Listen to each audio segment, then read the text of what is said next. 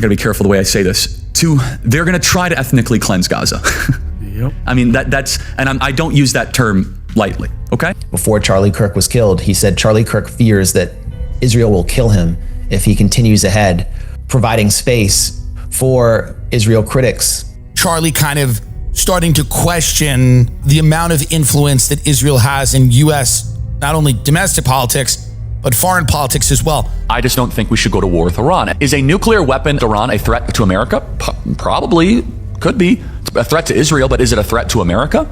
I mean, India has nuclear weapons. Pakistan has nuclear weapons. But he was one of the only people to go to the Oval Office and say, sir, I totally understand, but a war with Iran could really hurt our country. He took massive abuse from his own donors. And they expressed it to him in a very intense way. I know because he showed me.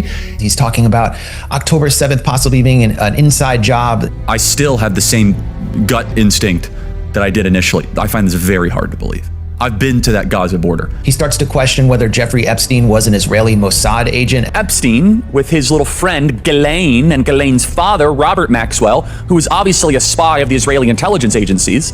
The evidence that shows that Epstein was a creation of either Mossad, Israeli intelligence. And it all blew out into the open at TPUSA's July Youth Summit. Yeah. Might have been Tallahassee. Yeah, Tucker gave the speech. Right. Jeffrey Epstein was working on behalf of intel services. It's extremely obvious to anyone who watches that this guy had direct connections to a foreign government. Now, no one's allowed to say that that foreign government is Israel because we have been somehow cowed. But it wasn't just Tucker. Megyn Kelly had started questioning Israel and Mossad, given his connection to Ghislaine Maxwell.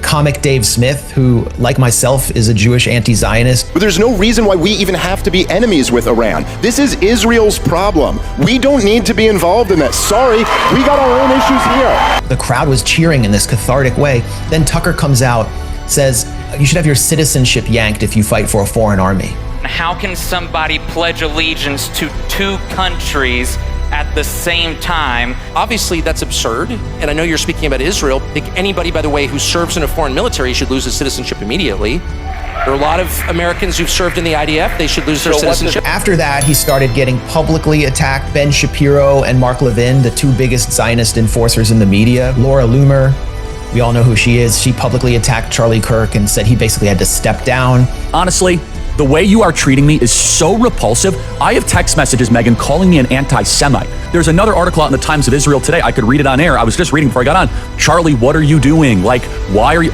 what am I doing? I'm sorry, like, let's just take a step back here. Like, I'm an American citizen